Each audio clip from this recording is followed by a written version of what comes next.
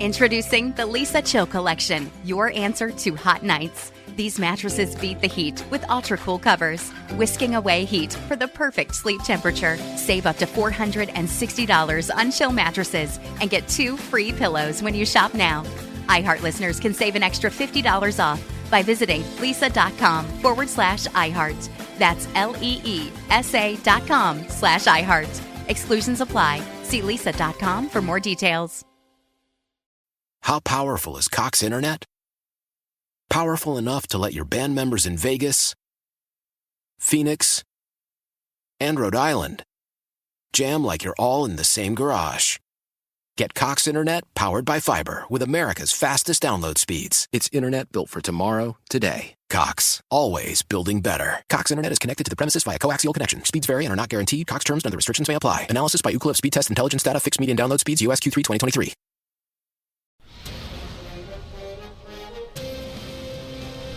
It's time for a Big Blue Kickoff Live. Nobody can ever tell you that you couldn't do it, because you did. On Giants.com. You know what I saw? New York Giant pride. And the Giants mobile app. 17-14 is the final. 1 touchdown, we are world champions. Believe it, and it will happen. Part of the Giants Podcast Network. Let's go out there like a bunch of crazy dogs. Have some fun.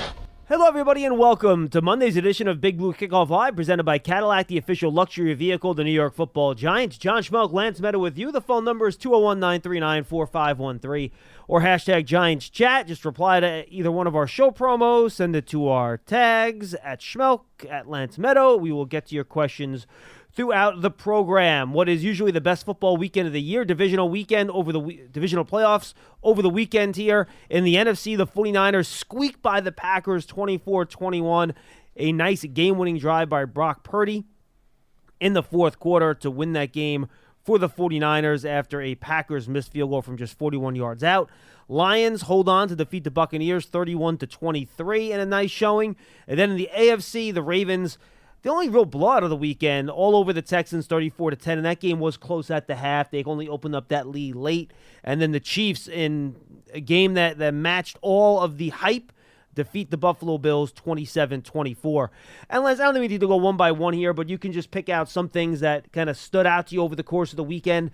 The one I'll throw out there first, and this is similar to what we did last week, I don't want to be too repetitive, the running ability of your quarterback. I thought the playmaking was really stood out to me this weekend. You look at that Ravens-Texans game, Lamar Jackson threw for 160 yards.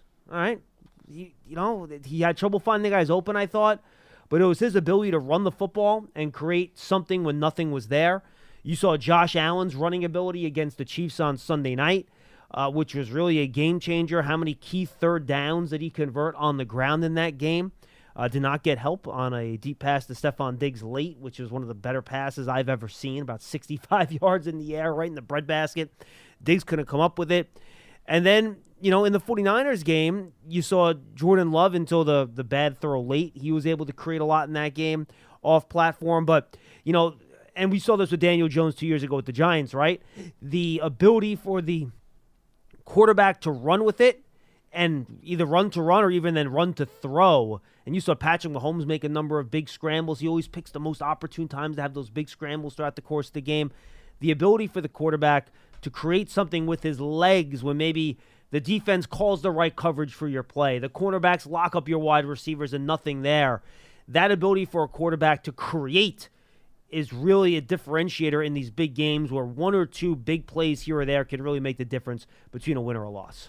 And I would say I think Baltimore and Buffalo probably stand out the most in those categories because, we even saw this at times with Jalen Hurts and the Eagles last season. When you need to account for the quarterback taking off and running at any moment or handing it off to the conventional running back, it puts a lot of stress on the defense. And that's what happened with the Texans in the second half. Because Lamar was just picking and choosing when he wanted to navigate traffic up the field, and they had absolutely no answer to that. Whereas in the first half, they were able to get some hits on him and sacks because he wasn't necessarily taking that liberty to run. And the Bills just gashed the Chiefs' defense. And Kansas City's had one of the best defenses. James Cook and Josh Allen, a 1-2 punch. But like anything else, if you take some risks late in games and you don't finish in the red zone, it comes back to bite you. Yeah. And that, to me, was also a big theme over the course of the entire weekend. Yeah, and I thought the Chiefs' run defense in the second half got much better. Sure. James Cook, he was dominating on first down runs in the first half, and Steve Spagnuolo said, well, you're not going to do that anymore. And they didn't. Yeah. And they really slowed down that Bills running game in half number 2. Another thing, Lance, to me, pass rush. And I think you saw in these games how important having a good pass rush could be. C.J. Stroud didn't have much of a chance against Baltimore in that game. They were in the backfield the whole game. I thought a big reason the Packers almost upset the 49ers was because they were all over Brock Purdy. He could not settle his feet and make throws. He was kind of all over the place in the first half of that game. You want to blame the wet weather or whatever the bye, being a little rusty, that type of thing, that's fine. I thought it had everything to do with the Packers' pass rush, winning up front fairly consistently. They were harassing him in the backfield for much of that game. And then in the Lions-Buccaneers game, really nice job by Aaron Glenn. How many free runners at Baker Mayfield did they have in that game? Well, Aiden Hutchinson on a few. Yeah. Just untouched, unblocked. And the guys coming from the secondary on corner blitzes, just not accounting for them with your pass protection, or Baker not seeing them and getting the ball out hot like he should have. But I thought the Chiefs-Bills game, they actually did a pretty good job protecting their quarterbacks in that game. Those guys really weren't under pressure a ton in that game, at least in my opinion. But I thought the other 3 games, a big reason certain teams played well in those contests was because they were winning up front. They were getting consistent pressure on the opposing quarterback, which really makes it hard for an offense to function. Well, the Lions, they had 8 quarterback hits and 4 sacks, and it wasn't so much that the Bucs couldn't move the football, because I thought Baker played a good game overall until obviously getting pressured and trying to force one at the tail end of the game, and Barnes made a great undercut on the interception. But really nice play. It was the costly downs in which those sacks were coming. 3rd down, when you have an opportunity to stay on the field, continue to drive, and now all of a sudden you're backed up because you lose 5 or 7 yards. Those were the detrimental hits that Baker took. Green Bay, I thought, did a nice job flustering Brock Purdy. It didn't help that Deebo Samuel got hurt early in that game, and they lost their most elusive weapon outside of course, Christian McCaffrey, and that's something to monitor moving forward to the NFC Championship He's being game. labeled as basically 50-50 for next week. Well, so we'll see. It was the same injury Kyle Shanahan said that he suffered against Cleveland, that if you remember, he missed 2 games. Well, same after that. shoulder. Deebo then said after the game, it's not the same injury. It's just the same Shanahan, shoulder. he classified it as a very similar injury. Well, because I think his shoulder earlier in the year was a hairline fracture, right? And I think they did an X-ray, and there was no sign of any fracture. So we'll see. Yeah, I mean, the bottom line is he did wind up missing time when he at least suffered a previous shoulder injury. Yep. Something tells me if he can at least get out there and pain management can be accomplished. It sounds like a pain tolerance probably thing. Going to at least attempt to get out there. I mean, this is the NFC Championship game. You can have the entire offseason to rest. If you lose this game, if you win it, then you get 2 weeks until the Super Bowl. So I would think he's probably going to do everything in his power to get through it. But I thought Green Bay lost the game to me early. They had 3 straight possessions. They got into the red zone. They settled for 2 field goals, and they turned it over on downs. And that's how they lost the game. You could sit here and talk about Carlson missing the field goal. Moody had one blocked, too. Yep. So each team missed on an opportunity to cash in from 3 points out. But you cannot get into San Francisco territory 3 straight possessions to start the game. See, the difference between the Packers' performance against the Cowboys and the Niners is Green Bay finished drives against Dallas. Green Bay couldn't finish drives against San Francisco. Yeah, the Packers, that's why they're going home. The Packers dominated the first half of this game, but they did not come out of that first half with a big lead. That was the problem. You're right. They get 17 points, okay? They get 2 touchdowns and a field goal. They're up 17-7 at the break. I'm not saying Green Bay is going to win that game, but the dynamics of how San Francisco approaches the second half changes immensely. And they never put, and this is why I think the Niners were able to navigate the adversity they faced. It never felt as if they put Purdy, John, in a position where he had to throw the ball in entire possession. They still were able to rely on McCaffrey in the running game. I think on that last drive he did, though, right? Well, but here's the thing. Guys made plays. And that was key. Jawan Jennings 100%. Came through with plays. The complementary pieces, but leading up to that drive, and part of the reason why he had to rely on the pass was because of the time and where the score was. So you put that one aside. Leading up to that, though, it was a 21-17 game, or it was 21-14. when you're down by only one possession, you could still run the ball with McCaffrey. And McCaffrey scores the go-ahead rushing touchdown, so that was evident that they were able to stick to the ground game. And he had an explosive touchdown a little bit earlier in the contest where Darnell Savage was in position, squared up to make the tackle, missed it, and then McCaffrey takes it to the house. So, that was another element that I think may be overlooked, the missed tackling and players being in position to do damage control. They can't come through, and all of a sudden, it erupts in favor of an offensive attack on the opposite sideline. Yeah, and I think that goes back to having explosive playmakers, right, and explosive plays. You want to go back to the big game, Chiefs-Bills. Why the Chiefs won that game? 8 plays of 20 or more yards to 0 for Buffalo. And Buffalo had 2 opportunities, 2 deep passes from Josh Allen right on the money. His receivers couldn't come up with the football. Big plays help you score touchdowns, which help you win games. And, we talked about the importance of quarterback play a lot on Friday. And again, I think you see what some of these aliens that play the position can do, whether it's Josh Allen or Patrick Mahomes or Lamar Jackson. And you go, wow, these guys are, great players. But you also had help. You go back to that Jahmyr Gibbs play. He had Antoine Winfield, who was a all-pro caliber safety, one of the best defensive backs in all of football. You get him one-on-one in space. No, Jahmyr Gibbs is too athletic. You talk about the McCaffrey play, right? Gets guys in space, makes guys miss, makes plays. Those guys are also weapons, too. Correct. It just goes to show you they're not conventional running backs. Correct. And I'm not saying running back. I'm just saying players in general. Sure. You get these Amon-Ra St. Brown, getting open one-on-one, making plays for the quarterback, making contested catches. These types of players make all the difference because it makes it easier on your quarterback. They don't have to put the ball into some small window 20 to 30 yards down the field sometimes. You can complete a short pass, and you can make a guy miss and turn it into a big game. So, those are the type of players that in a situation, and this is the other thing, Lance, these games between great teams that are so tight, it comes down to one play here or there. Does a guy make a catch? Do you commit a penalty in a bad spot? Do you allow a sack in a bad position? Do you convert a 3rd and long? Does a guy make a great play? Does the quarterback make one right read? That can change the results of these tight games in the playoffs so much.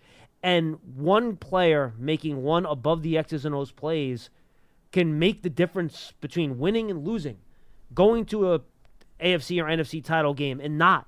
And that's why when you get to draft day, you have guys that can make those types of explosive plays.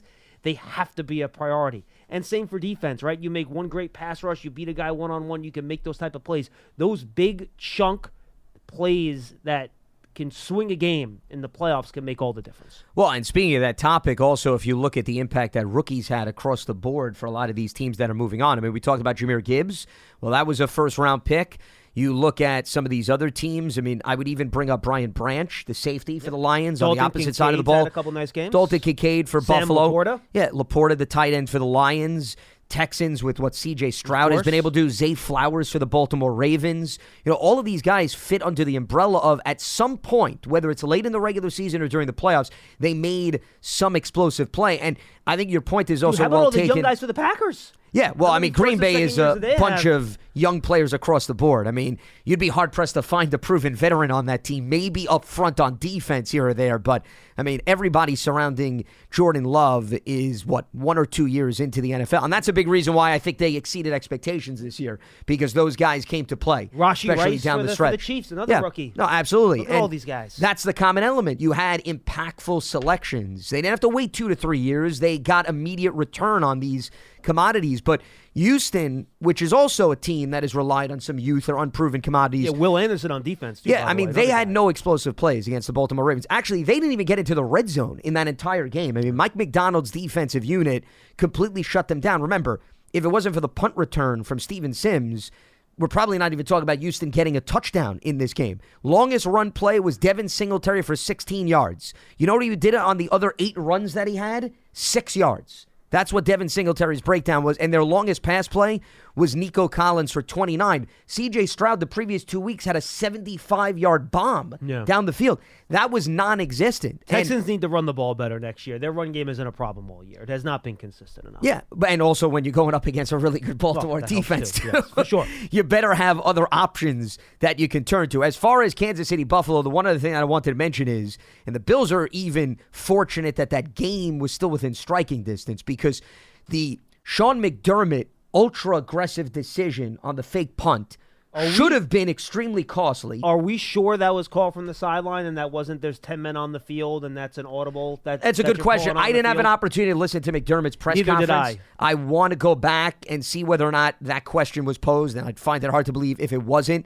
But the way that at least it was discussed on the broadcast, and once again, this is Tony Romo and Jim Nance's interpretation, but it seemed as if individuals on the sideline noticed the 10 men on the field and then indicated, hey, you have the green light to go for it. But hey, maybe a player has the flexibility to do that.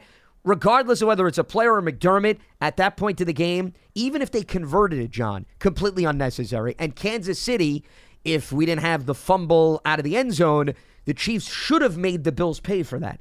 The other thing that should have been detrimental to the Bills is Josh Allen coughs up the ball. It bounces around like a hot potato for 5 minutes. There are 3-4 Chiefs at minimum in the vicinity, and this drives me nuts. I don't understand why players go for the scoop and they just don't jump on the ball or get in position to say, let's secure it before I think about putting points on the board. That was another golden opportunity for the Buffalo Bills. And the reason why I want to highlight it... And by the way, I thought Dalton Kincaid made a great play on that, reaching out. He's the one that prevented the scoop on that play on the fumble. I thought he made a really nice play. Well, and it was bumped around, but I also thought that Kansas City had at least an opportunity if they thought about jumping on the ball as opposed to at least staying upright and scooping it. You know what happens, you get hit. But the reason why I want to highlight that is it goes back to what you prefaced part of our conversation with, that you need, I hate using the term luck, but you do need the ball to bounce your way. You need to stay healthy. There's a lot of things that need to add up, and those things did not cooperate for the Buffalo Bills. The Chiefs did not capitalize, and that's why the Bills stayed in that game. But that's another example of you need those fortuitous bounces at least once or twice, if not more, during not a game, John, during an entire postseason run. Yeah, look, you do. And that's kind of just the way it goes. So, you take a look at these lessons for the Giants. I think real quick here, Lance, I think if the fans can put it together, those explosive playmakers on offense, you need more of those guys. You saw flashes from Rondell Robinson, flashes for Jalen Hyatt, but you need more. Obviously, Saquon Barkley, we know what he is. And then defensively, I think, especially after they lost Leonard Williams, more consistent pass rush, right? Just being able to get after the quarterback a little bit more consistently. And those are the things I kind of took away from this week, in addition to what we talked about last week. And again, I don't want to repeat ourselves here, where those are two legitimate needs still for the Giants in the offseason in terms of places where they need to add.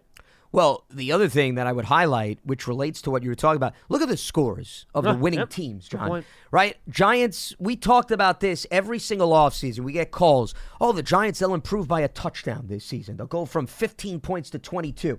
And how many times have we fought back and said that's just unrealistic? You're not going to improve by a touchdown in the span of a season. Just like you're not going to get a quarterback that pulled off what Josh Allen did several years ago when he jumped from, 17 touchdowns or 20, to 37. Because people were making that bold prediction for Daniel Jones. You've got to take your expectations and be more realistic. But you also need to say that you can get to 25 points without pulling teeth. And the Ravens scored 34. The Niners, that was more on the low side, 24. The Lions scored 31. Kansas City, 27. So everybody, John, was 25 or higher. The Giants, how many times early in the season was it a struggle just to get to 20 points? Yeah. Now, look, they went from 21.5 to 15.5 from last year to this year. But again, backwards. That's quarterback stuff, right? If you lose your starting quarterback, you can have and injuries elsewhere too. Yeah. You can have those type of crazy jumps. But if you want to use last year as a guide, right? Let's say this is a 21 points per game offense, right?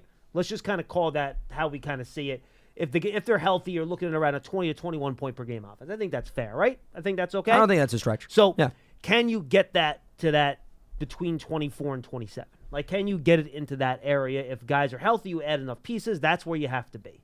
Because if you look at, just to give you an idea, in terms of points per game this year in the National Football League, how many teams, Lance, you think averaged more than 25 points per game? Take a guess. More than 25, I'd go with probably in the 11 to 12 category. Believe it or not, it's only 7 this year.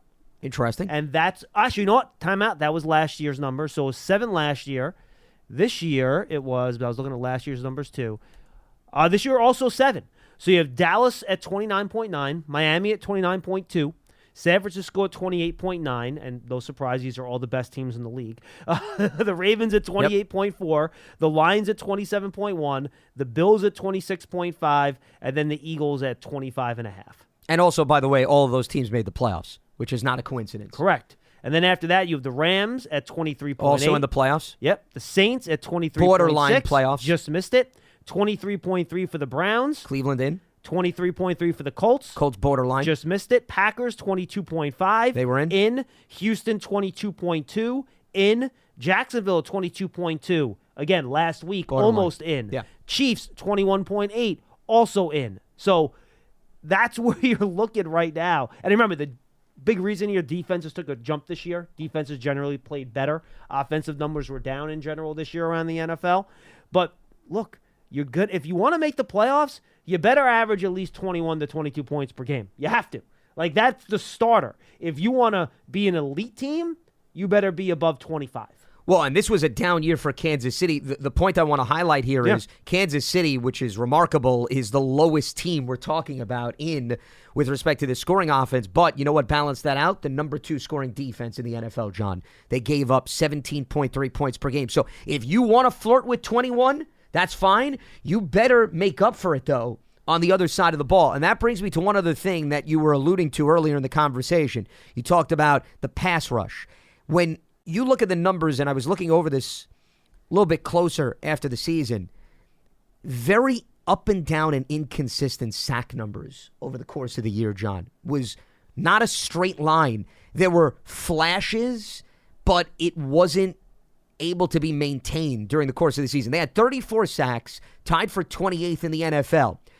Early in the season, they had no sacks in their first 2 games. Then they had 5 in the next 3, then no sacks. Then they had a burst out of 10. Then they had 2 straight games with 0. Then they had 4, 2 games with 2, 1, 1, 4, and 5 to end the season. And the other thing that was interesting, how much did we talk about Kayvon Thibodeau? And then if you look at the tail end of the season, from the Packers game down, Kayvon did not have a sack. So that's from week 14 on. His last one was against the Patriots. He had half a sack. So remember, your pass rush goes hand in hand with your elite guys, right? Your top guys. Very Dr. Jekyll, Mr. Hyde-ish, I would describe the sack total and the differential this season. And that has to change. And for the year, the Giants finished 26th in pressure rate at 33.2%. When you look at it on the face, you're like, all right, it's not terrible. You're not, you're in the bottom quarter of the league. You're not like in the bottom 8th of the league or something like that. But then the fact that you're at 33%, which is where I mentioned it, yet you were number 2 in blitz rate at 54%.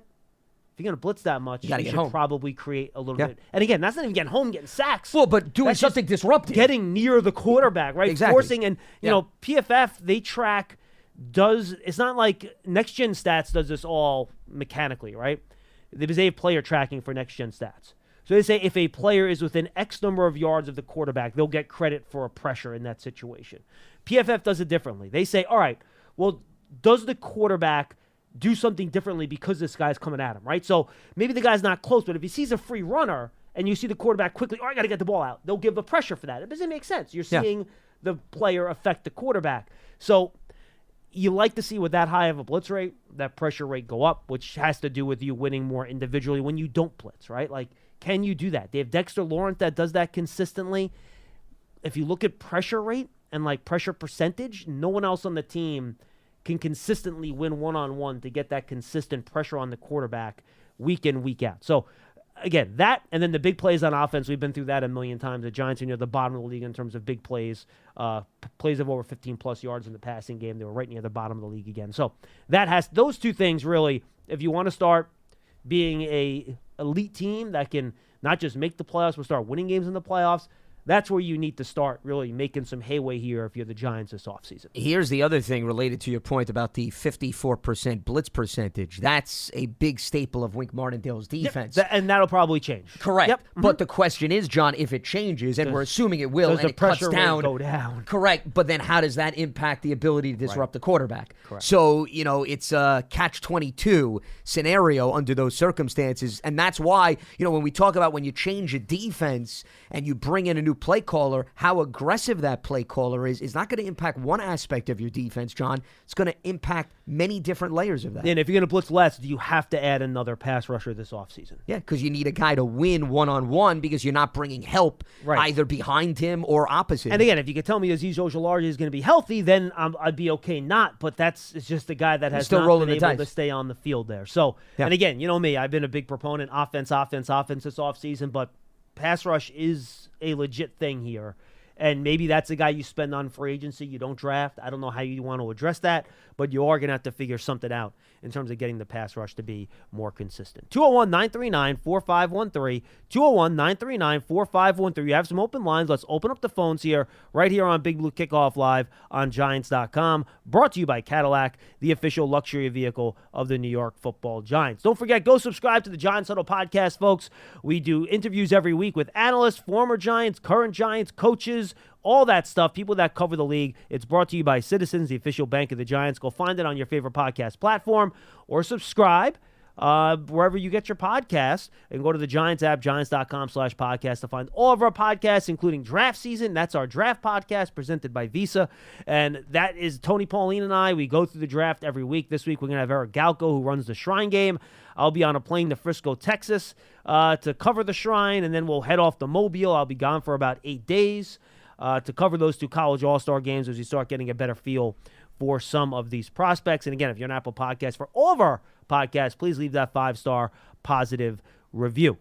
Lance, the other thing we didn't have a chance to mention late last week, the news broke kind of late here, were Giant assistant coaches having a chance to coach at some of those aforementioned college all-star games. We'll start with Mike Kafka, who is the Giants offensive coordinator. He'll be coaching one of the teams at the Shrine Game down in Frisco, Texas, as the head coach. So again, you have Mike Adams. He'll be the special teams coordinator. He's the Giants' assistant special teams coach, former NFL safety. He'll be on one side of the field at the Senior Bowl, and then Shea Tierney will be the OC on the other side of the field at the Senior Bowl. So we could talk about the individual opportunities, but the bigger theme here, Lance, is having these assistant coaches, Mike Kafka, Shea Tierney, Mike Adams, at these college all-star games. You will get up close, personal access to these players to see exactly what they're all about. We're talking about 150 to 200 players. With the size of these rosters, these special teams coaches have basically access to everybody on the roster. So does the head coach, Shea Tierney, who have all the offensive players on his team. It is invaluable information and intel you're going to get on these players, being this close to them.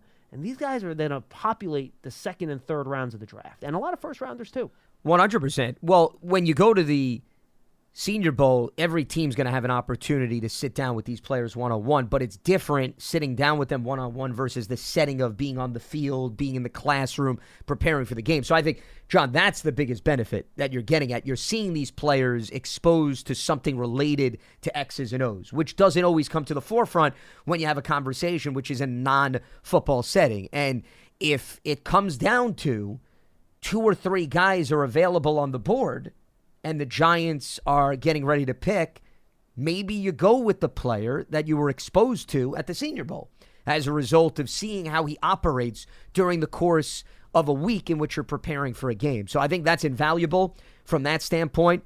And if you're going to have these players come in through the draft, they're eventually, John, going to work with those positional individuals or those coordinators. So it actually jumpstarts the process, which I think is beneficial and adds up in the long run. Any additional data that you could find. It's no different, John, than when the Giants and Brian Daboll, they're going to interview candidates because he still needs to fill out his staff. When you interview a candidate, if they worked with a player that's going to hit free agency, or maybe they were at the collegiate level, and they worked with players that are going to enter the draft class, I would throw a question or two in about that, even though that may not relate to whether or not the individual gets the job, because you never know whether or not you can turn back to that and say, hey, you know what? I had a conversation with this individual, and he told me 3 months ago, hey, maybe stay away from that player because he doesn't have a great work ethic. Well, Lance, do you think when the Bears went to interview Cliff Kingsbury last week to be their offensive coordinator, they might have mentioned something about Caleb Williams in that conversation? Do you think? Just a tad, maybe it came up. Yes. But that's the perfect example of what we're talking about with respect to Giants' potential candidates for a variety of positions, because the more and more you do homework and research on these coaching candidates, it's amazing how small this NFL community is and how individuals cross paths, whether it be on the collegiate level, the NFL level. Somebody has some inner network that's tied in to a player or a coach. So I think every interview, every conversation that goes on in a formal setting or a non-formal setting is a fact-finding mission, John, is probably the best way that I would describe it. And I think if you ask anybody in this building, whether it's on the front office standpoint or on the coaching staff, they will tell you they approach it the same way. So I think it's great. Clearly, Mike Kafka, Shea Tierney, Mike Adams are going to tell you it's good exposure for them from a coaching standpoint because it uplifts their profile. But if the Giants are looking at it, it's great intel that 3 different individuals on staff are going to be able to collect. And again, these are not position coaches, right? Where you'll get access to 6 or 7 guys or 3 or 4 guys, a tight end or running back or something like that. Like, that's fine. Like, that's great. To have a special teams coordinator there, again, you get access to the whole roster, and believe me, you find out very quickly which guys want to work and which guys don't based on how seriously they take the special teams. And it's an all-star game, too. So if a guy is busting his one in an all-star game, I think that's a positive development. On special teams, absolutely, 100%. Then you have Shea Tierney, again, who's an offensive coordinator there, so he's going to have access to all the offensive players on that side. They have not announced the full rosters yet for each team at the Senior Bowl, but we do know that he's going to have Bo Nix and Michael Penix as his two of his 3 quarterbacks, and then Sam Hartman out of Notre Dame as well. So a really nice group of quarterbacks that he'll have a chance to coach there, which is always fun. And now a lot of people were excited. You'll get to see now Nix and Penix, who are really the, big ticket quarterback items. And my initial thought, have them go against each other on different teams, right? But see, this is why scouts are smart. You want them throwing to the same group of wide receivers behind the same offensive line. Same evaluation. So you get the same exact evaluation. So it'll be fun to see those 2 guys on the field together on the same team. Yeah, I believe Jim Nagy, who obviously runs the Senior Bowl, he actually tweeted out the interesting fact that the 2 of them went head-to-head, mano-a-mano, and now they're going to be teammates. And I think that's the extra layer of what you're talking about, because it's hard in any level of sport when you have individuals in different environments, right? And you're evaluating, well, wait a minute, he's got a different offensive line, he's got different receivers. What happens, right? We always play that game in the NFL. For example, case in point, you put Bryce Young on the Texans, you put C.J. Stroud on the Panthers. I don't know, John. I mean, it's a hypothetical conversation, but maybe Bryce Young flourishes and C.J. Stroud struggles under normal circumstances. So if it's equal talent that they're working with, then you can't say, well, this player had an advantage and this player had a disadvantage. So I think from a scouting standpoint, that's another thing that's beneficial. And that's why Jim Nagy does such a great job, because he's a former NFL scout himself. So he puts himself in the position of what these guys are going to look for, because he's worked for several NFL teams. Yeah, absolutely. So it'll be fun to see those guys. There's a number of really good receivers, cornerbacks, O-line, defensive linemen. Those are the one-on-ones we're going to be watching all during the week. So it'll be fun watching those guys. So Shea Tierney will have access to all those offensive players. Then Mike Kafka at the Shrine Game, which, again, you're getting probably some guys that are going to be more like day 3 picks. You might get a couple late day 2 picks in that group as well, but mostly day 3 picks at the Shrine Game, and he'll have an opportunity to have access to that entire team. And when you're trying to find those late-round picks, Lance, that's when it gets tough, right? These aren't guys that or playing these huge bowl games, and they're playing, Georgia, Alabama, and they're, monsters in those games. Those guys aren't at Shrine. So this type of insight to which guys are workers, which guys are smart, which guys can pick up scheme quickly, things like that. For Mike Kafka to have access to these guys, which again then comes back to the Giants, is just very, very invaluable. Plus, you also see some of those players in settings with maybe better talent than they went up against during the regular season. And I go back to what I said earlier, John. If the Giants are on the clock and you're making a decision between 2 or 3 guys that you like, but you're looking for that differential, that's where Kafka being around some of those players at the Shrine Bowl, his feedback that he provides in the room could very well swing where Joe Schoen wants to go with a player because they have some extra information that maybe you wouldn't get from just having a conversation with the player or even the coach. Because, once again, you're being able to now judge the player up close and personal as opposed to through the lens of another individual. One thing Jim Nagy mentioned, you mentioned in one of his tweets the other day, was that their 5th to 7th round of the draft got wiped out this year. I saw that point that he made. With guys going, and this will be the last point, then we'll get to your calls here. We have a couple of lines, folks, by the way. So call in 201-939-4513, where this is the smallest underclassmen group I think I saw in history of the modern draft, where fewer juniors are coming out this year. It's almost unprecedented. So all these guys then move up, and your 5th to 7th round players, it's just a really, really small group because guys go back. They can get NIL deals. They can make some good money in college. It makes sense. I'm not saying these guys are doing anything incorrect or anything wrong or they're making any mistakes, but it could be a little bit shallow at the back end of this draft here for some of these teams that have, maybe get a lot of compensatory picks and stockpile a bunch of 5th, 6th, and 7th rounders. Well, here's the exact tweet. I think we should read it for the audience. He tweeted this out on January 21st if you want to take a look at it yourself. And this is, once again, the coordinator director of the Senior Bowl. Jim Nagy wrote, quote, "Nobody's talking about it because few truly track later round prospects, but the combination of NIL money, name, image, likeness, widespread use of extra COVID year, and smallest junior class in over a decade completely wiped out depth of this year's NFL draft. By late December, our Senior Bowl board fell apart in rounds 5 through 7. Teams will either be trading away day 3 picks to preserve value or selecting players from their free agent sideboard in April." So that's an interesting last point that he made. Maybe, you're ultra aggressive in terms of signing undrafted free agents this year and using resources that way as opposed to finding some of those gems in the later rounds. I will tell you this. You might end up be drafting some of those free agent guys. Should. Is the problem. 100%. Right? But I think we're also going to separate the men from the boys, for the lack of a better phrase, in terms of what talent some of these teams find in the later rounds, because something tells me there's going to be several teams where you're going to be rolling the dice. And you roll the dice as it is, but the rolling of the dice is going to be bouncing around, I think, a little bit more than we've seen in recent history. All right, let's get to the phones here, 201-939-4513. Let's go to Jason in New Haven. He's up first here on Big Blue Kickoff Live. Hey, Jason. Hey, what's up, fellas? What's up? Good. Thanks for taking my call as usual. Make it quick. I had 2 questions for you guys. You can answer or take it off the air. So just watching the playoff games these last 2 weeks, my question to you guys is how far do you guys, when you look at these playoff teams, I want to know if you guys see a theme when it comes to these specific teams. Baltimore, San Fran, Detroit, and I forgot who the other team is, Kansas City. Outside of the quarterback play, because we know a lot of those teams have, top 5 quarterbacks on their teams, what would you say that those teams have that maybe we have and maybe we can, maybe we can use that as a strength of going into next year? Do you guys see any themes between, now I know we're not a good team, we weren't a good team this year, but as far as maybe units or play calling, do you guys see the Giants far, far away from those 4 teams? Well, I'll tell you one thing that I don't think John and I brought up earlier, and it's an interesting question, Jason. I thought you were going to use my favorite term about closing the gap.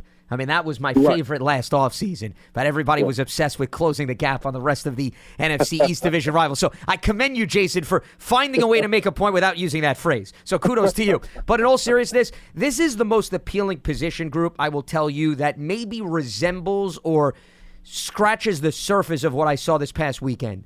The underratedness of linebacker play. Because you look at Baltimore, guy like Patrick Queen, what he provides that team. The Lions, we saw Barnes make the interception. San Francisco. Roquan Smith, yeah. Fred Warner on the Niners. If you have an every down linebacker, though he needs to know to go down after getting an interception. Yes. So that's why I'm not going to commend him from that standpoint. Right. But you understand, you have athletic linebackers. That's what I just pointed out with a lot of these teams that stay on the field for all 3 downs and are not liabilities in terms of coverage and are very aggressive in helping stop the run. And you look at what Bobby Okereke has done. Yep. The development of Micah McFadden. that is encouraging. If those guys can continue to play at a high level, maybe the new defensive coordinator is onto something. And the fact that Okereke, as we know, did not miss a down. So I'll use that group to highlight what you're talking about. I'm not saying they're equivalent, but I think the linebacker position is very much overlooked and underrated in today's NFL. And when you have guys that swarm towards the football, you're probably going to be able to make up for other issues that you have on your team. And Jason, the other one I'll point out, too, that we discussed it a little bit last week when we talked about the Kyle Shanahan trade. I think you need really good coordination on offense. And I think Todd Monken is shown to be a really good coordinator for Baltimore. Obviously, you have Kyle Shanahan and LaFleur in Green Bay. They're two of the better play callers in the league. You have, obviously, the Lions, their offensive coordinator, Ben Johnson. Yep. He's going to get a head coaching job, I think, this offseason cycle. He's excellent. Right. And then, of course, you have Andy Reid, who's one of the best offensive minds in the league and has been for a very long time. And I think you hope, with Brian Dable here as your head coach, Mike Kafka, who's in demand as a head coaching candidate around the league, those are two guys that I think have shown in their time in the league they can be excellent play callers on the offensive side of the ball. So I think you believe you have guys like that in-house already that can help your offense when you get the right pieces on the field. Gotcha. Okay. The few things. So from my understanding, I believe the assistant GM is up for some interviews and Kafka. Yep. So, kudos for those. So I brought those to it because I know, I think I called Lance. He was hosting last week when I called, but yeah, you snuck in some extra points. So I'm timing you out today, and I'm numbering them. So I'm just making sure. Right, you're all right. Well, I'll be better this time. Okay, I hope so. Yeah. I don't forget I'm an elephant. Yeah. Okay. All right. So I bring up those two because when I called last week, Lance, I'm more on the side of, like I said last week. Did we have a good season? Not at all. I think we all were disappointed. Most Giants fans, I'm pretty sure all Giants fans are disappointed how the year went based off what happened last year. Of course. So I say that to say this. I still think there's a lot of good with our team. I mean, if you look down some of these games we had, the Jets game, the Bills game, the first Philadelphia game, the ball, now we didn't create good plays for ourselves, but if the ball bounces our way 2, 3, 4 of those games, we're probably looking at 9, maybe close to 10. But Jason, real quick. Remember, the Patriots could have easily won that game if they don't miss a field goal, and the Cardinals had a 28-point lead in the first half of that game. Yeah, it goes both ways. So the ball bounced the Giants' way on those two games. You know what I mean? Yes. And I only brought that up to say the ball bounces for every team in the NFL. That's just how it goes, right? So I don't think we're as bad as we looked this past year. We still have a lot of talent. Now, do we have to add to some positions? Yeah. The quarterback position, I know I called last week, and I wanted to reiterate, I'm not saying that we have to force a pick a quarterback. That's not what my comment last week was about. My comment was this. I understand last year. Now, I think I don't want to speak for Shane or Dable, but I think last year's playoff win kind of, I don't want to say screwed up their plans, but it kind of put a little halt in their plans because I don't think.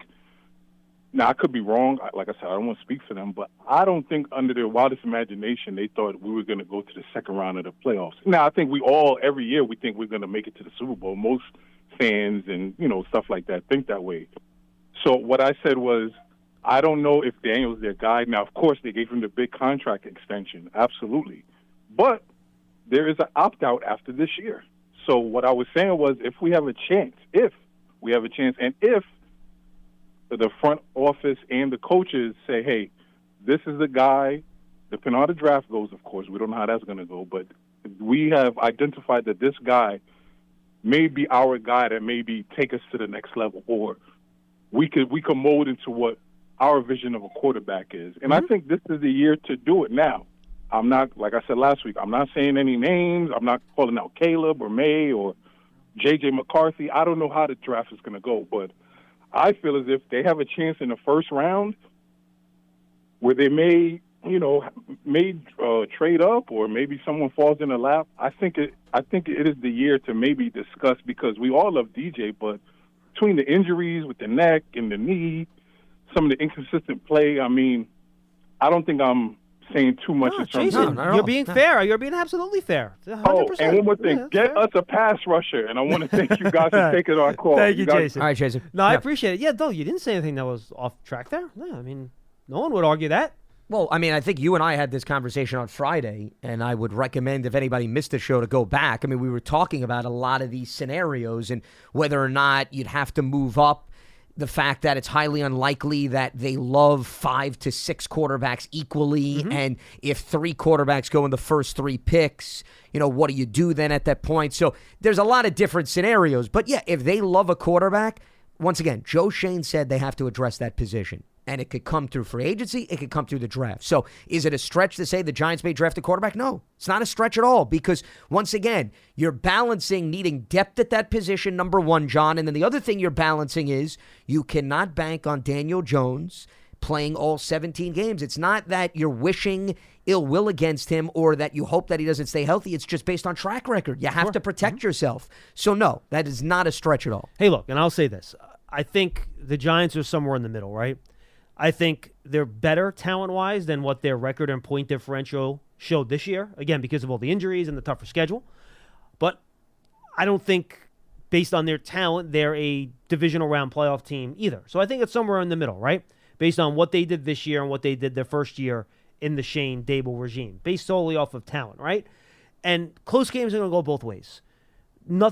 Jason, I know you weren't doing this, but I'm going to say this in general. For the fans that call up, don't call up and say, well, if you just won these 3 close games, you could have been in the playoffs again. You don't win every close game. That's not how the league works. You even it out, you're going to be about 500 in close games over a long period of time. That's just how it works in the league. You're going to win some of those, you're going to lose some of those. The Giants were fortunate enough to win nearly all of those in 2022. That does not happen every year. We told you that in the offseason. We tried to prepare you for this. This year, it was closer to 500. Believe it or not, they were still better than 500 in one-score games this year. We went through that last week. I can do it again for you if you want. 1-0 Arizona Cardinals, okay? 1-1 Buffalo Bills. 2-1 Commanders. 2-2 Jets. Let's see. 3-2 Patriots. 4-2 Packers. 4-3 Rams. 4-4 Eagles. So 4-4 if you want to count the Eagles' 8-point loss. Yeah, I was going to say if you wanted to include that one. Yeah. But I believe there was a late garbage time touchdown in that game that made it an 8-point game. So I think that might be somewhat disingenuous to count that as a one-score game. But whatever, you're 4-3 or 4-4. So you're about 500-ish. So that's kind of where you're at. And remember too, your wins this year, folks, came against 3 of the worst teams in football. In Arizona, New England. And then look at what became of Philadelphia, too, by the way. They were playing like one of the worst teams. Yeah, so I don't even know how impressive that victory appears. Just keep all that in mind as you kind of evaluate in terms of where the team is and what the team looked like. The team certainly looked a lot better in the second half of the year than they did in the first half of the year. They beat a team in Green Bay who got to the second round of the playoffs and was a legitimately good team. They almost beat a team in the Rams that made the playoffs and a legitimately good team. Those, to me, are the 2 most impressive games of the Giants season. It's the Packer game and the Rams game. And the Bills game earlier in the year. Those are the 3 games against 3 quality opponents that the Giants were in, won, or almost won, and were legitimately had chances to win at the end of a lot of those games. Those, to me, were the 3 most impressive Giant games of this year, and 2 of them were losses. But that's just based on the opponent, how they played. Those are the most impressive games of the year to me. And if you can play like that more consistently, you are going to win more games. Well, and that's why, going back to the point and the question about where do the Giants stack up against some of these playoff teams, I've said this all season long. I think a lot of these playoff teams, without hesitation, can go 10 plays, 75 yards down the field. And they could do it, John, 3 to 4 times a game. You look at what the Niners can do when fully healthy, Baltimore with Lamar Jackson, his ability to run and throw, the Lions because they have a solid run game and various weapons that Jared Goff can spread the wealth, and Kansas City, okay, wasn't a great finisher this year, but they could still move the ball.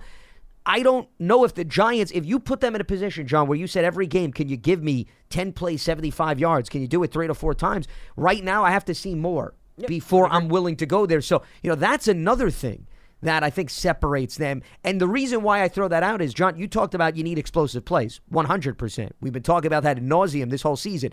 So let's say you don't have the explosive plays. Well, then you have to be able to just pound it or run the ball consistently. So meaning you got to put together the 10-play, 75-yard drive is my point. Which means you need a really good offensive line. Yeah, so that's why I'm looking at it through that lens more so than the explosive plays, because explosive plays are hit or miss. You can't necessarily go into every game thinking you're going to get 4 or 5 for 20-plus yards. But you could go into a game thinking, all right, if we cut down on the negativity and put together a decent drive and are good in the red zone, that's more feasible. Yeah, that's more realistic. All right, let's go to Harold in San Diego. He's up next on Big Blue Kickoff Live. Hey, Harold. Good morning. How you doing? We're doing great, sir. How are you? Good. Thank you for taking my call. I've been listening to you guys for a long time. You do a great job. I really appreciate your insights. Well, thank you for listening. I wonder what your insights are regarding the fact that they always say that Wink has a positionless defense. Now that Wink is gone, how do you coach a positionless defense? Do you get somebody like Wink, or do you start overhauling your defense? Well, look, I think, and Harold, really good question. When Wink says positionless defense, he still has specific roles in the defense, but he can put different players in those roles, right? Which is why he calls it positionless. So he can slide guys into different roles on the defense where your job is A, B, or C, right? Whatever. Are you going to be the, strong side, being lined up at the strong side linebacker? You're going to be lined up as kind of that, money safety player.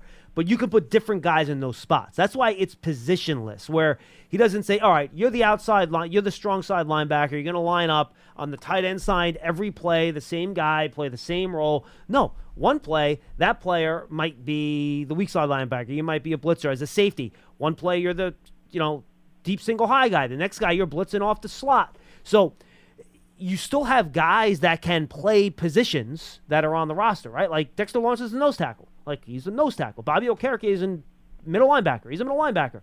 Deontay Banks is a corner. Jason Pinnock's a strong safety.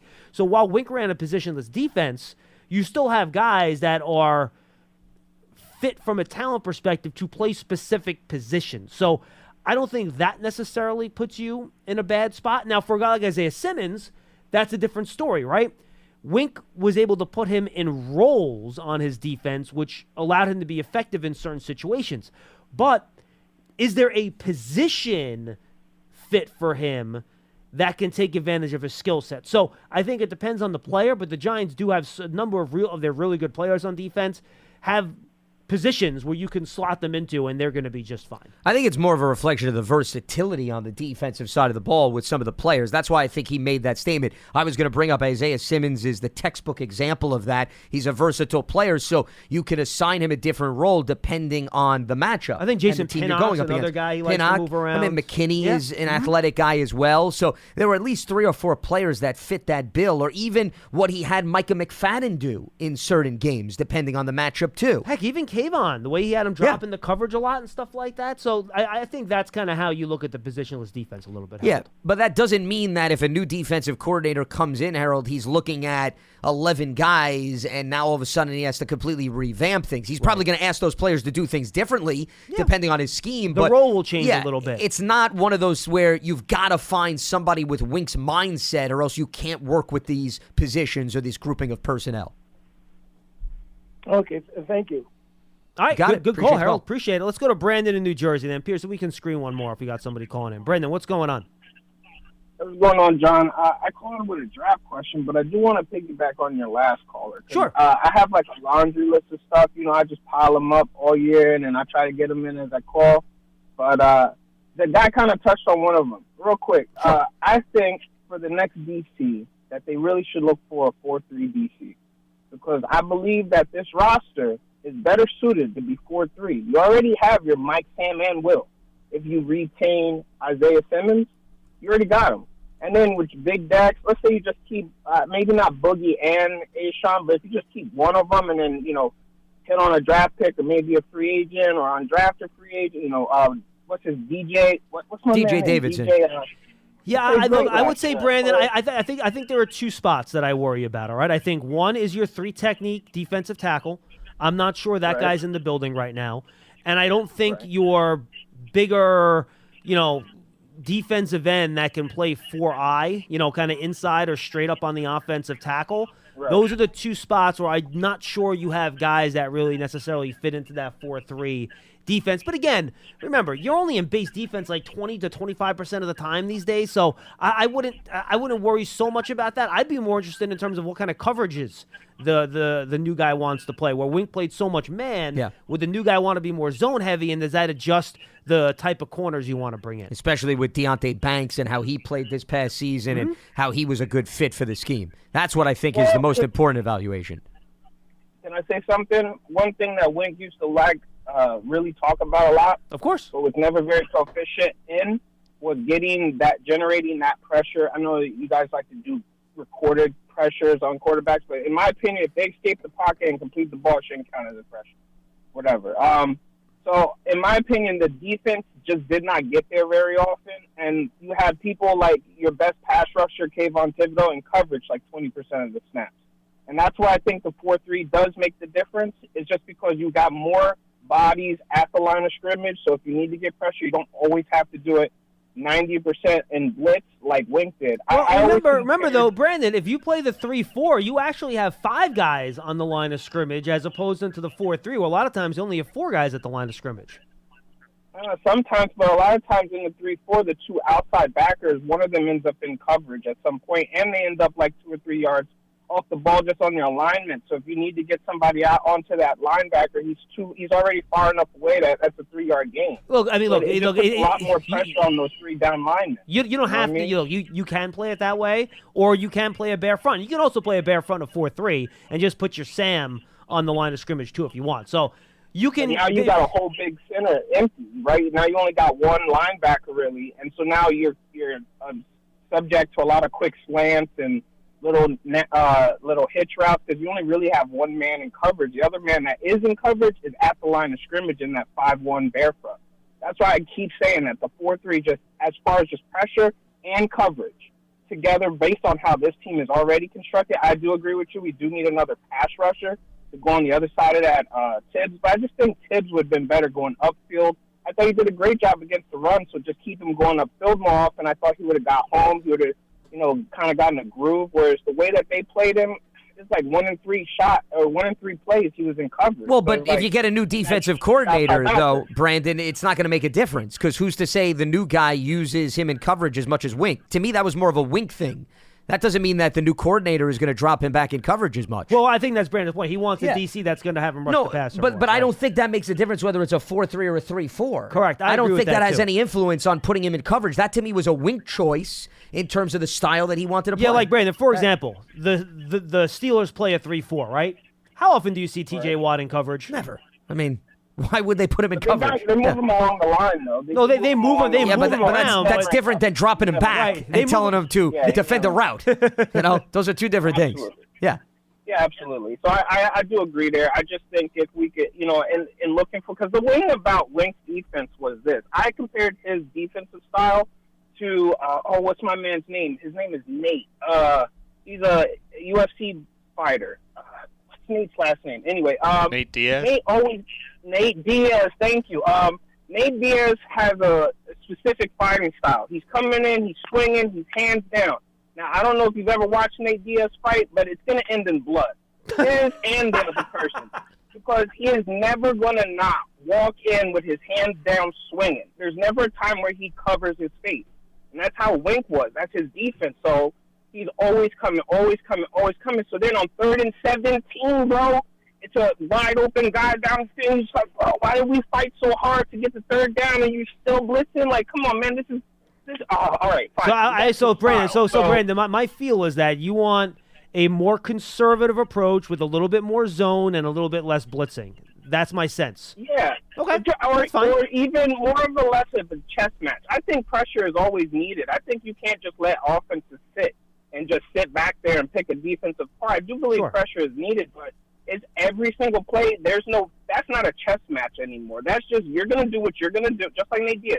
You're going to do what you're going to do, period. And they're not going to change. Even when there's a game we got killed and every 3rd down, and then one of you guys went and asked Wink, like, yo, how you're going to do this 86% blitz rate again next week, it's like, hey, that's what we do. I'm not changing it. And it's like, yeah, you got punched in the face a lot, buddy. All right, you might want to do Well, it sounds like you want to adopt a Floyd Mayweather philosophy. Just dance around the ring for 3 hours. Swinging. Yeah, well, defense little swinging. Hey, I'm not mad with it, you know? No, I understand that. I just, you have to understand, and I appreciate the phone call, Brandon. Wink is on an island by himself. I mean, if you look at other defensive coordinators. What other guy? Yeah. Brian Flores. Who else is blitzing? Him and Flores. As much those as he are is. the two guys. Him and Brian Flores. So that's it. The chances of you bringing in, and Flores right now is still employed by the Vikings, and something tells me Kevin O'Connell wants to hold on to him because that defense turned around. He's not going to. So you're going to get somebody that is more closer to the middle of the pack in terms of blitz percentage than the extreme of where Wink was. I think that's just based on what we've seen over the course of NFL history. I mean, there's a reason why when we talked about the Giants hiring Wink, if you look at what he did in Baltimore, he was 1 or 2 every single season in terms of blitz percentage. And I'm bringing up the blitz percentage in the NFL this past season. As John hit on, Vikings 1, Giants 2. Then you start to see a drop-off. Tampa Bay was 5 percentage points below the Giants. Yeah, Todd Bowles, not surprised. He's New England was then 5 below Tampa Bay, as well as Denver. And then Pittsburgh, and then we're starting getting into the lower 30s. Dallas is probably and in even there, the 20s. right? Dallas finished at 28.5. And that put them, in the top 16, but not anywhere near Giants territory under the circumstances. And Cleveland was right below Dallas. I mean, I'm picking out some of the good defenses from this past season, and you're not going to see the blitz percentage through the roof. So you're probably going to get somebody more in the low 30s, high 20s. Yeah, someone more closer to the median of the league. Which is going to fit the exact bill that the last caller was talking about. Yeah. That's what I was getting at. And, we have Scott on the line. Pearson, tell Scott to call back another day this week. I don't want to shrift his call. We got 5 more shows this week where we can certainly talk more Giants football. I don't want to make him go shorter than he would want to. Brandon had a good call, though. Good question. And, look, I think whoever the new DC is, and who knows, maybe it'll be Jerome Henderson, a guy that's in-house. Yeah, they could promote from it. And then he can include a lot of the same stuff that Wink did, but then you just kind of play with the dials, right? Maybe you take the blitz dial and you go and you bring it down a little bit. You I take like the sound that you provided too. And you do the man-to-man, and maybe that one a little down too, and you really decide, sells it. Yeah, if you're going higher, it's you're going higher, but down is. You know what I mean? You got a side job apparently. Yeah, absolutely, sound effects. Yes, but and then you take what you do. You understand what you like, what you don't. You know what players on this team can do, what you did in Wink's defense. And then you kind of work off of that, and then you just mess around with how you work it. Because I do think there were some games, look, there is volatility with the way Wink called his defense, and I think that was the point Brandon was making, right, with the UFC fighter comparison. I don't watch UFC. Apparently Pearson's a huge UFC guy based on his knowing Manny Diaz, which I'm very impressed by. Nate Diaz. Nate Diaz. Yeah. I mean, come on, let's be politically correct on this program here. I don't know if it was being politically correct. I think it's just being correct. No, but I wanted to make sure that you were on point. Manny Diaz is somebody. Look up Manny Diaz. Manny Diaz was the Hurricanes head coach, Miami Hurricanes. Okay, I knew there was a Manny Diaz. Yeah. But look, there is volatility there, but I think it helps in some games to have that volatility. He's now at Duke, by the way. Okay. For those of you counting at home. So when the Giants went and played Jordan Love, who was playing some of the highest level quarterback play in the league, I mean, he had his worst game of the entire second half of his season against the Giants. And a big reason was was the volatility, I think, caused by Wink's blitzing. Same thing with Matthew Stafford. He was playing great ball heading into that Giants game. Yep. And I think the volatility, based on that, I think Wink blitzed 80-something% of the time in that game. Well, and Stafford admitted that after the game. It messes with quarterbacks. And I think it worked against Jordan Love, against Matthew Stafford. And what were 2 of the most impressive games I thought the Giants played this year against those 2 teams? And I think that's where the volatility is good. Now you want to go back to that second Dallas Cowboys game. That's the other side of the volatility where the Cowboys go for 600 and something yards, right? Sure. So, Brandon, I think you hit it right on the head with the defense stuff. Wink's going to have a lot more volatility with his style, good and bad, right? You saw some good games and you saw some bad games. But you go another guy that is maybe more conventional, you're not going to have the crazy stuff to maybe slow down. And even Josh Allen against Buffalo, right? Like the Bills, they held them to 14 points in that game or whatever it was. So that's where you get the volatility and the good and the bad, I think, with the defense like. But it also goes back to what we were talking about earlier. You got to finish, though, in order for that blitz to pay off. I thought also the first game against Sam Howell, too, it showed up, where they were flustering him like crazy. Yeah, by the way, even I think the Jalen Hurts game on Christmas, I think the blitzing messed with him in that game too. And Without by the way, doubt. the Eagles have had trouble handling blitzes from all teams this year. But they still took advantage of a quarterback that's impacted when you get in his face or you get a hit on the hand or the Howell's football. a good one too, by the way. Excellent point. Yeah, so I think all of those are good examples, but it's even the Jets game, by the way, when the Jets basically did nothing that entire game, but you know what? But then at that last drive, though. Volatility. See, that's what happens. It could look good for 3.5 quarters, John. If it breaks down, I'm not sure the Giants blitzed on that last drive. I think they might have played coverage on those plays. But I don't think they did. No, but there was a play. Remember when Kayvon came close? Yep. So there were maybe a few hit or miss scenarios. One other thing, real quickly, that I just wanted to throw out. We got to wrap. Yeah, because you brought up perhaps Jerome Henderson's name, and I think Jerome's done a really nice job developing hell of the guys a secondary on the back coach. end and deserves consideration. I just wonder from Dable's perspective. I'm going to use Philadelphia here. How much is he thinking, I want somebody with previous play calling experience?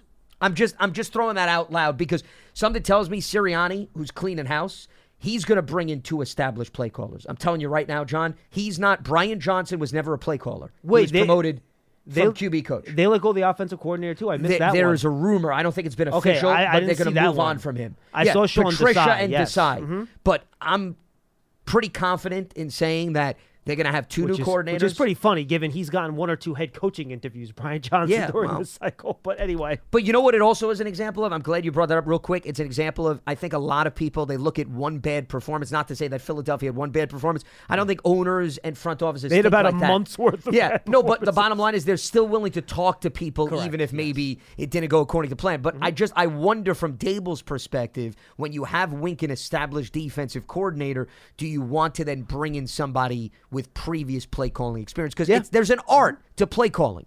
There is definitely an art to that. I think Philadelphia learned that this season. And we've seen all the rumors of the guys. The Giants haven't announced any of these interviews, obviously. But there's been reports. There's been a mixture, though, John. I think we've seen some guys that haven't been play callers and others that have had. So they've been going across the board, and they should. I'm not saying that that's bad from an interviewing process. I'm talking about his ultimate decision. No, I just wonder what he's thinking of. That's a good question. That's all. Good stuff, Lance. Absolutely. And now Lance will be back with me on Wednesday. Tomorrow, I have either Cross or Casillas. Yeah, Cross. I have Cross tomorrow. Yeah. Thank you. And then I'm off to Frisco, Texas, and then Lance and Paul, and then Paul and Matt Sitek will take you the rest of the way this week. And I will try to get on the old Comrex, and I will try to get with you guys from those 2 spots to give you live hits during those shows. I know Shrine practices are in the morning, so we should be able to do it after practice is over at some point. During the week, though. Thursday, I'll be traveling. Yeah, I was going to say, I thought you were traveling on Thursday. I'll be on the plane, but Friday, maybe we can do a little preview of the weekend or something like that, though we won't have any practices yet on Friday. Anyway, thanks for being with us on Big Blue Kickoff Live, presented by Cadillac, the official luxury vehicle of the New York Football Giants. For Lance Meadow, I'm John Schmuck. Thanks for being with us. We'll see you next time on Big Blue Kickoff Live. Tired of restless nights? At Leesa, we know good sleep is essential for mental, physical, and emotional health. From memory foam mattresses to hybrids that keep you cool all night long, Leesa's mattresses offer exceptional comfort and support with free delivery and 100 nights to try out your mattress in the comfort of your home. For a limited time, save up to $700 off select mattresses plus 2 free pillows. Go to leesa.com/iHeart for an additional $50 off mattresses and select goods. Exclusions apply. See leesa.com for more details. How powerful is Cox Internet?